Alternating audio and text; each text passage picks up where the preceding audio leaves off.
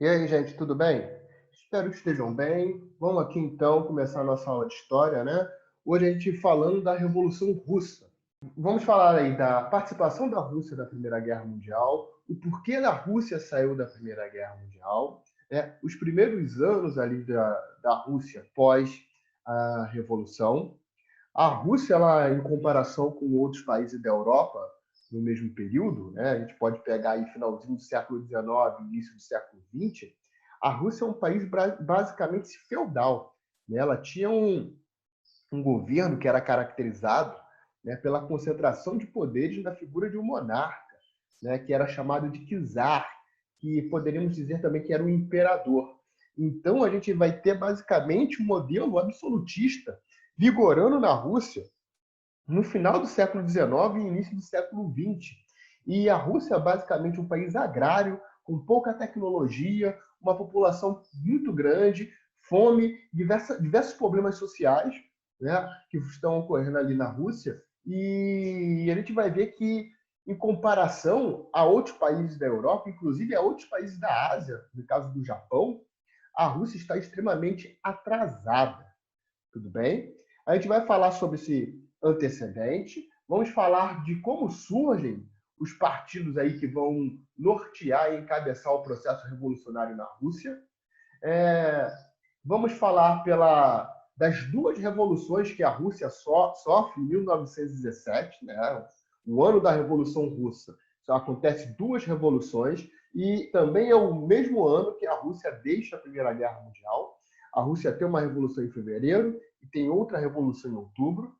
E vamos ver então, depois desse todo esse trâmite, o governo Lenin, né, e os seus primeiros anos ali.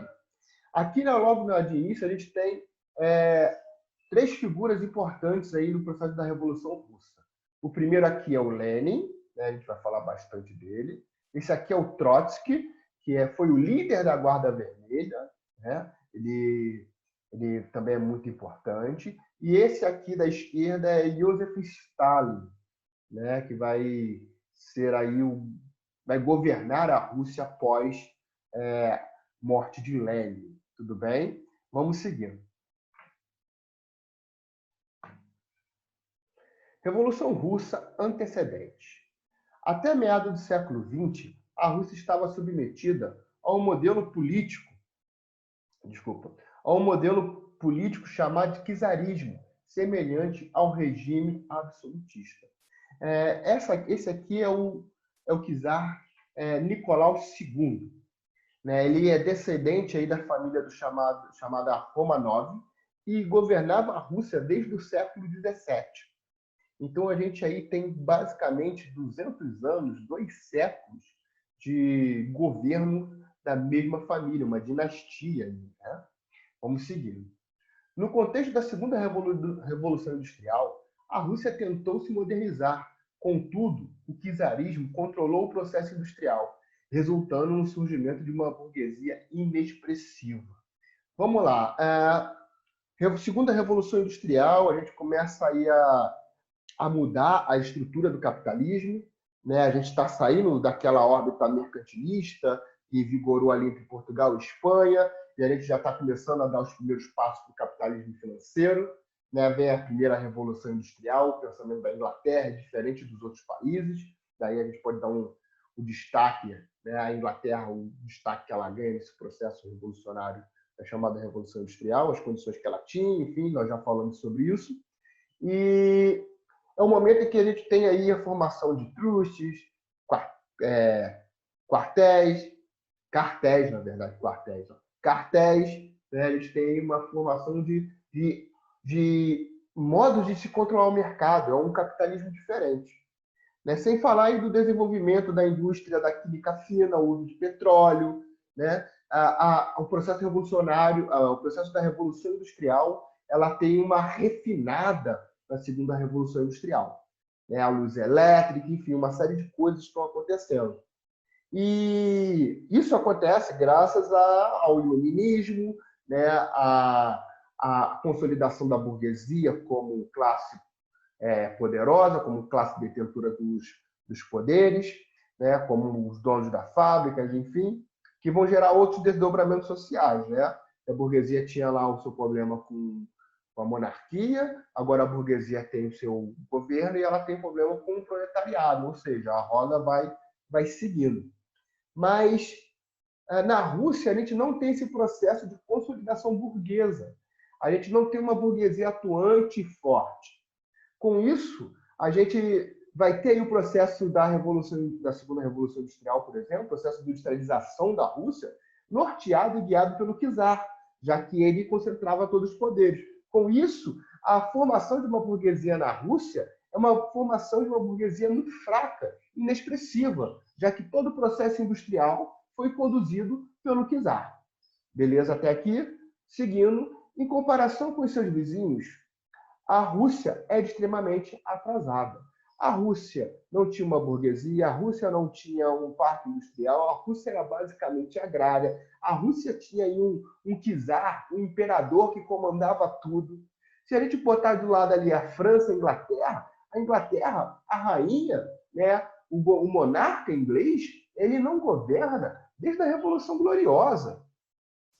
Né? E a gente tem a consolidação de uma burguesia aí. A Revolução Francesa acabou na França, acabou com os privilégios do clero e da nobreza. A burguesia se torna a classe atuante, a classe detentora aí que está no topo da pirâmide social. E a Rússia não viveu esses momentos. Né? Em comparação com seus vizinhos ali europeus, ela é extremamente atrasada.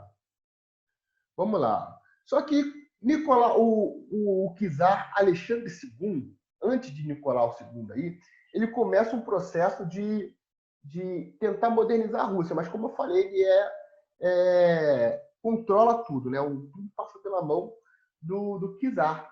Só que com um pouquinho de abertura aí, com a chegada de pensamento, de ideias, de ideologias que circulavam na Europa, porque a Rússia se abre um pouquinho, começam a acontecer uma série de manifestações culturais, agitação mental mesmo, né? Intelecto ali na Rússia. Ó, com a maior industrialização e uma maior convivência com seus vizinhos europeus, chega à Rússia ideias intelectuais que tentam organizar a classe trabalhadora. Ou seja, a gente vai ter a formação aí de uma indústria guiada pelo czar, uma burguesia fraca, mas as ideias da exploração do trabalhador, do proletariado, chegam na Rússia também, junto com o processo de industrialização. Né? Então, começam a chegar aí as ideias de Karl Marx, que a gente pode falar que é o marxismo ou o socialismo científico, e por aí também chega a ideia de Mikhail Bakunin, né, do anarquismo.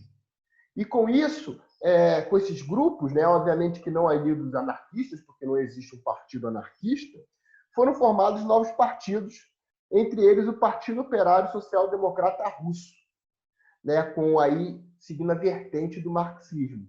Então a gente vai ter um partido que vai se formar na Rússia, em que, teoricamente, a gente vai entender porque eu estou falando teoricamente, ele segue aí as ideias de Marx e planeja a organização dos proletariados, a organização dos trabalhadores.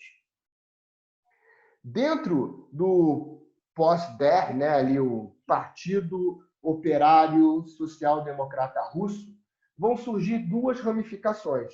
Ou seja, dentro do partido vão surgir duas vertentes. Os mencheviks, que significa minoria, e os bolcheviks, que vão significar maioria.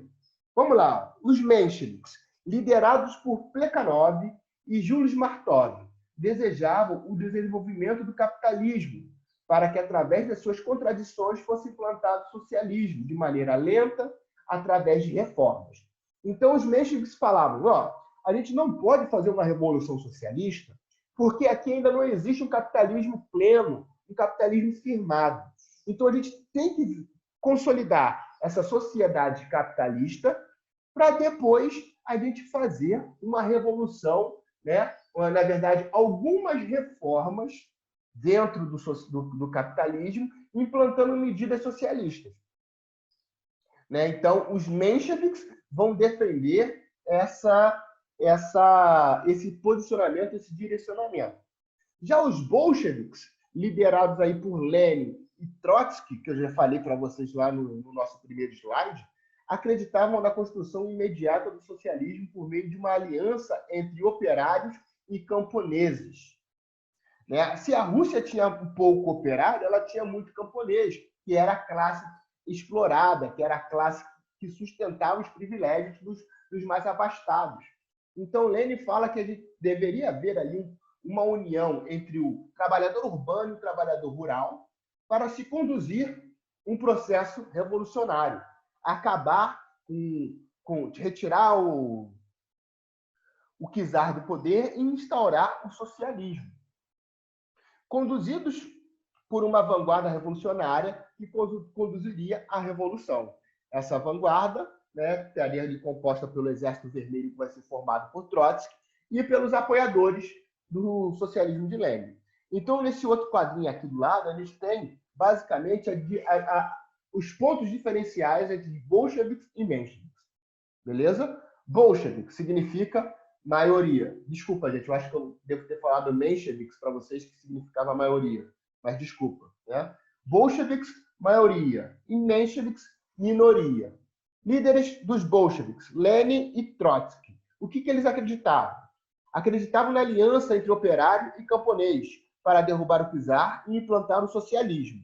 Já os mencheviques, o que defendiam? Defendiam o socialismo evolucionário ou por etapas, ou seja, vamos construir uma sociedade capitalista, depois a gente vai inserindo pequenas coisas do socialismo nela. Tranquilo? Poder atingido pela revolução, poder atingido através de reformas no capitalismo, ou seja, os bolcheviques queriam uma revolução, já os mencheviques, como eu falei para vocês, queriam uma maquiagem, pequenas reformas ali no capitalismo, né? E os bolcheviques, eles queriam a ditadura do proletariado. O que significa isso? A ditadura do proletariado é um conceito marxista.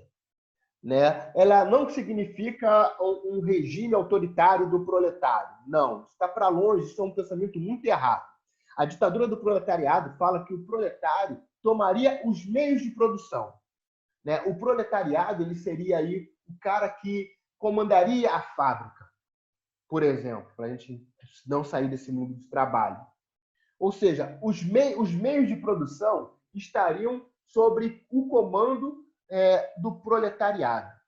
Seria aí, então, uma inversão da pirâmide social, onde o proletariado estaria no topo da pirâmide. Né? Isso aí que Marx fala quando ele fala sobre a ditadura do proletariado. Já os mencheviques, eles queriam um voto e aliança com a burguesia. Olha só como eles queriam reformar o capitalismo. Né? Eles iam fazer um acordo com a burguesia para, aos poucos, ir implantando medidas socialistas dentro da Rússia. Tranquilo?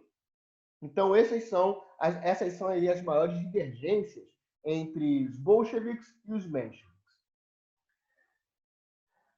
Guerra russo-japonesa. Vamos lá. A Rússia, no início do século XX, vejam ali 1904, 1905, ela vai se lançar numa corrida imperialista, semelhante ao que os países europeus fizeram. E ela vai se debruçar ali na região da Manchúria, né? Uma região ali que hoje pertence à China.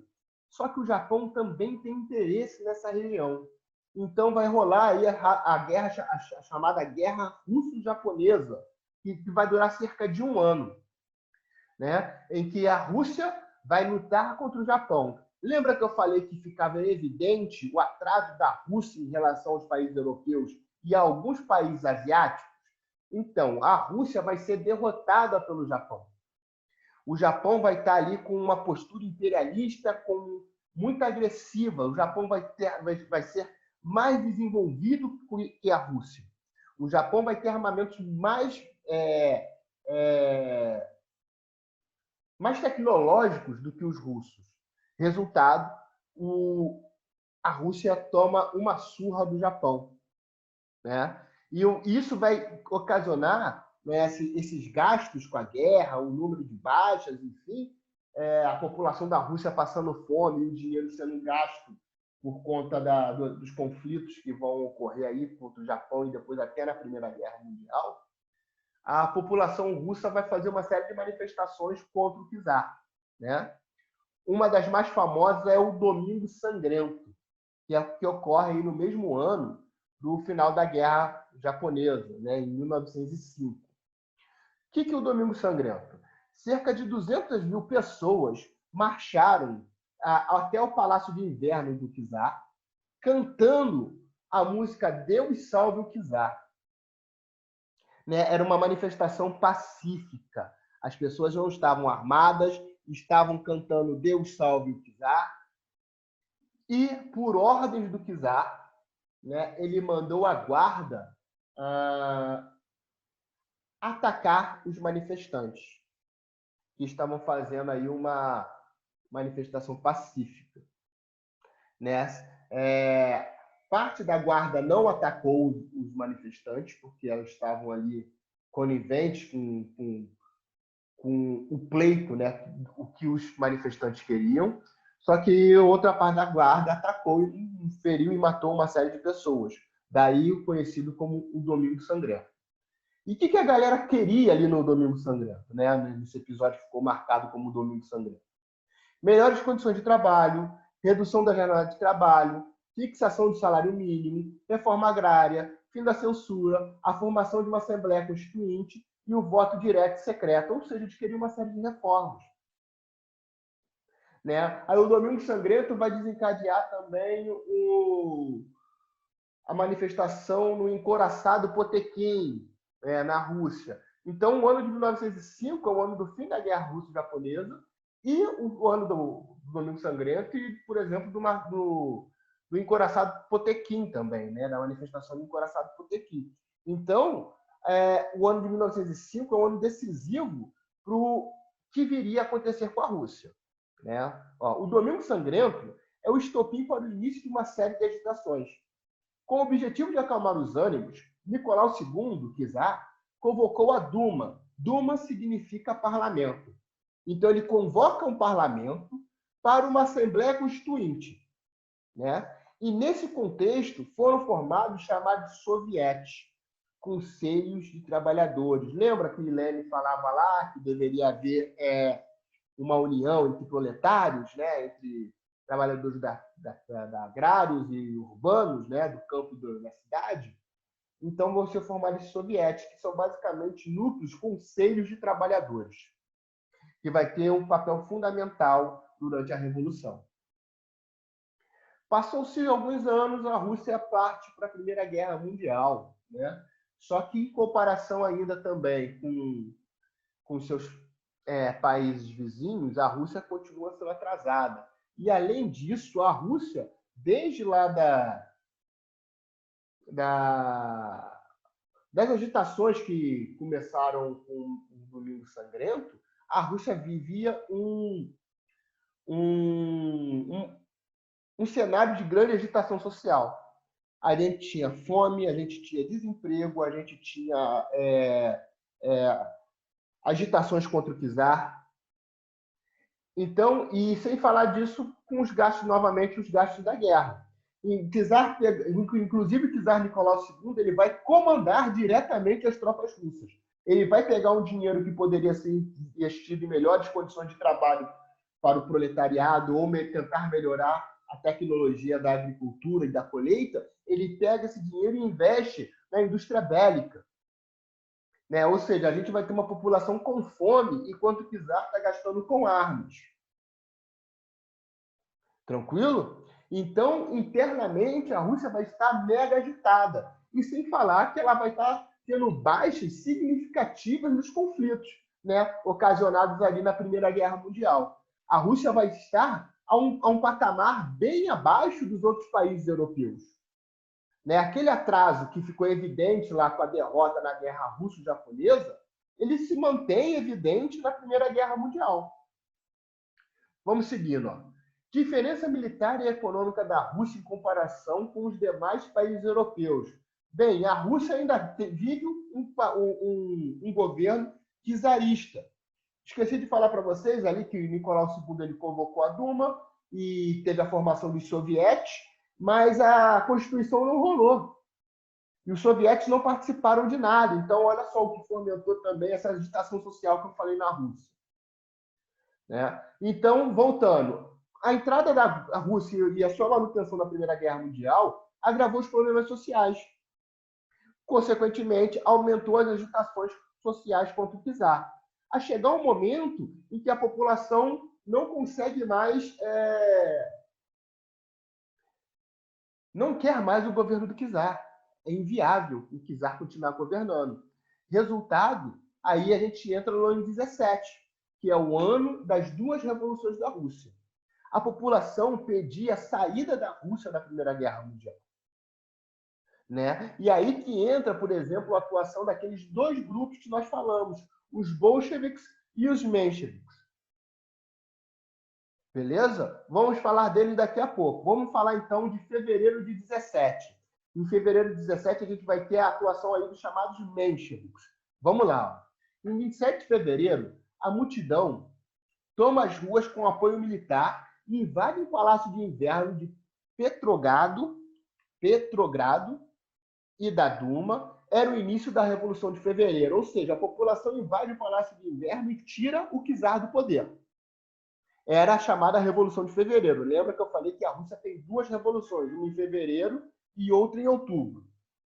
Em março, ocorre a formação de um governo provisório, liderados por Georgy Linov e Alexander Kerensky, líder dos mencheviques. Então, tem o processo revolucionário e, em março, tem a instauração do governo provisório liderado pelos mencheviques.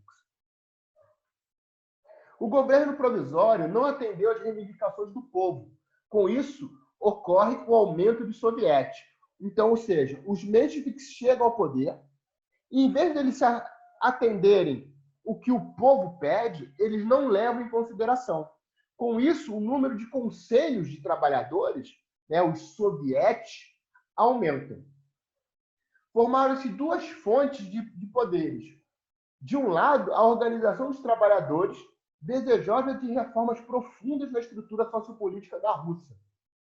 E, do outro, o governo que desejava atender interesse da burguesia, do exército e dos grandes proprietários de terras. Lembra lá que os mencheviques eles eram favoráveis à consolidação do capitalismo para depois fazer implantar medidas socialistas dentro desse capitalismo?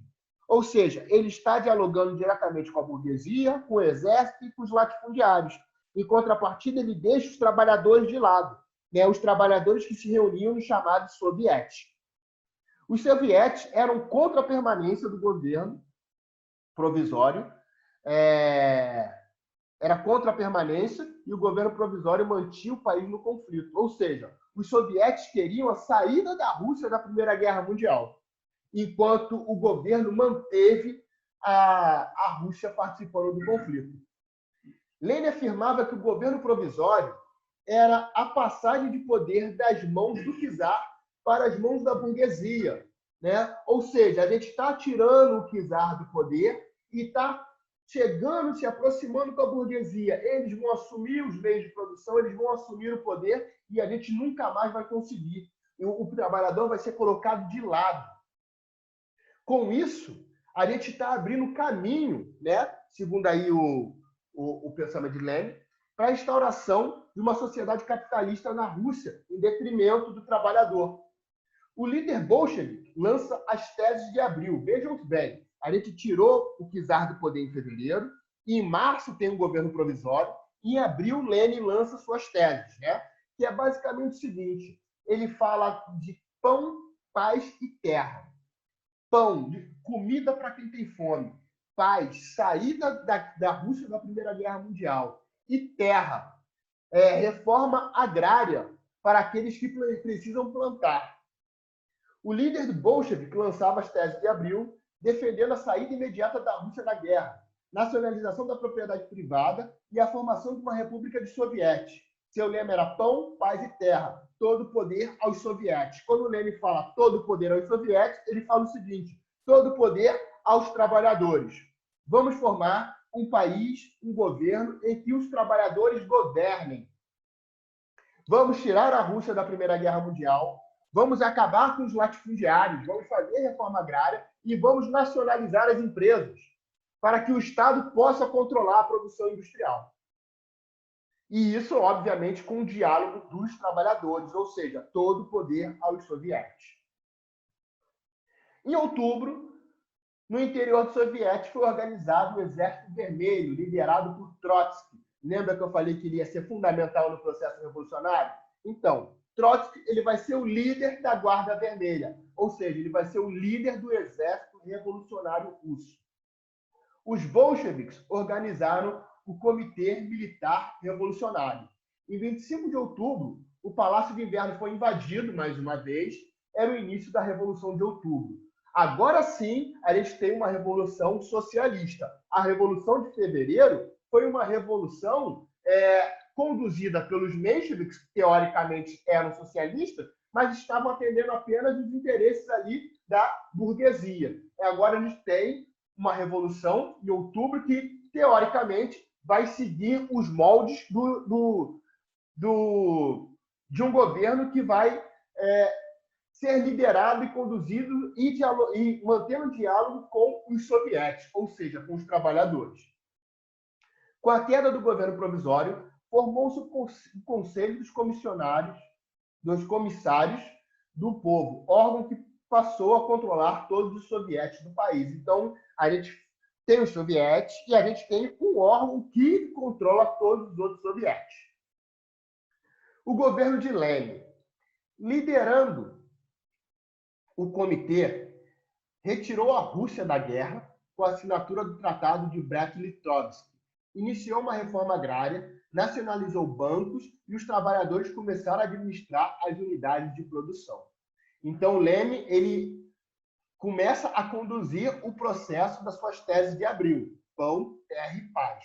O Tratado de Brest-Litovsk foi basicamente o tratado de um acordo de não agressão com a Alemanha durante a Primeira Guerra Mundial. Lenin retira a Rússia do grande conflito. Em 18, começa a chamada Guerra Civil. O que é isso? São os mencheviques, os cadetes, que é um partido russo, os czaristas e os opositores do governo. Desculpa, gente. E os opositores do governo provisório tentando voltar ao poder. Então, a gente vai ter uma Rússia dividida. A Guerra Civil vai durar aí de 18 a 21. A gente vai ter, de um lado, chamados russos brancos, que é essa galera aí que quer tirar os bolcheviques do poder, do outro, o Exército Vermelho. Então, a gente vai ter a formação desses dois grupos que vão lutar entre si. Nesse contexto, foi instaurado o chamado comunismo de guerra. O que é isso? É uma política em que o dinheiro e as leis do mercado foram abolidas, sendo substituída por uma economia dirigida, fundada no confisco de cereais direcionado para os soldados que enfrentavam as forças contra-revolucionárias. Basicamente, o governo ele recolhe as coisas, tudo, e redistribui, obviamente, com uma partilha maior para aqueles que estão ali na linha de frente. Tranquilo? Em 21 termina aí a Guerra Civil. Os bolcheviques continuam no poder, os bolcheviques derrotam os brancos e Lenin instaura a chamada NEP, Nova Política Econômica. A NEP de Lenin ela vai ser, inclusive, muito questionada, inclusive por seus apoiadores dos bolcheviques, porque ela mesclava, basicamente, medidas socialistas com as medidas do mercado, ou seja, com as medidas capitalistas. Lenin falava o seguinte: a gente vai dar um passo para trás, ou seja, vamos retroceder um pouco, mas a gente vai dar 2 passos adiante. A NEP ela permitiu, a nova política econômica, ela permitiu uma série de medidas capitalistas dentro da Rússia socialista. Aqui alguma delas são essas aqui, ó. Liberdade do comércio interno, liberdade de salário dos trabalhadores, permissão da entrada de capital estrangeiro para a reconstrução do país, ou seja, as empresas estrangeiras podem vir aqui investir sua grana para manter uma linha de produção, enfim. Né? Com isso, o Lenin está abrindo a Rússia para o mercado. Alguns dos seus apoiadores vão discordar disso. Em 22, Lenin foi confirmado como secretário-geral do Partido Comunista Russo, ou seja, ele se torna o líder do Partido Comunista Russo. Só que 2 anos depois, Lenin morre, né, em 1924, o que inicia uma disputa entre Trotsky e Stalin pelo cargo de secretário-geral do partido. Naturalmente, o sucessor de Lenin seria Trotsky, que participou de todo o processo revolucionário. Stalin estava em outro lado ali, dentro da parte burocrática do Partido Russo, do Partido Comunista Russo. E aos poucos Stalin vai galgando popularidade, né? E essa disputa vai rolar basicamente por quê? Trotsky e Stalin têm pensamentos muito diferentes sobre a condução do socialismo. Trotsky ele defendia a ideia de revolução permanente. O que é isso? Para ele, o socialismo só seria possível se fosse construído em uma escala geral. Fiz a revolução na Rússia, eu vou para outro país e auxilio o processo revolucionário e eu vou sempre, né, fazendo aí a revolução permanente, até que países diversos tivessem um governo socialista e a revolução de fato fosse concluída. Já Stalin pensa ao contrário. Stalin falava que deveria consolidar, fortificar o socialismo na Rússia, né? Que vai ser chamada, de União Soviética posteriormente. Stalin fala que deve se consolidar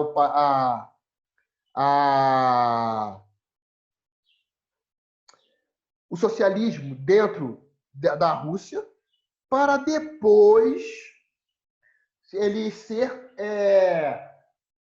importado para outras regiões.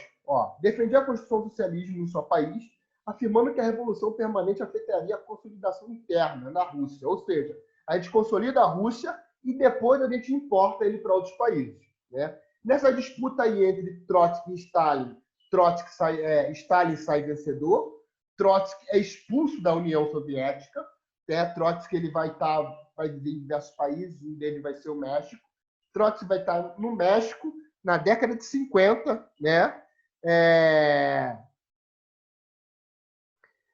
Stalin ele assume o poder de fato, né, em 1927. Trotsky vai estar lá no México na década de 50 e um agente disfarçado, né, de Stalin, ele vai estar fingindo, né, que trabalha de jardineiro e vai matar Trotsky com uma picaretada a mando de Stalin. Ou seja, mesmo após o processo revolucionário ter acabado, Stalin ter assumido o poder, Trotsky ter sido expulso da União Soviética, Stalin manda matar Trotsky lá no México em 1950, né? 23 anos depois que Stalin assumiu o poder. Tudo bem? Então, gente, abraço, meus queridos. Tchau, tchau e até a próxima.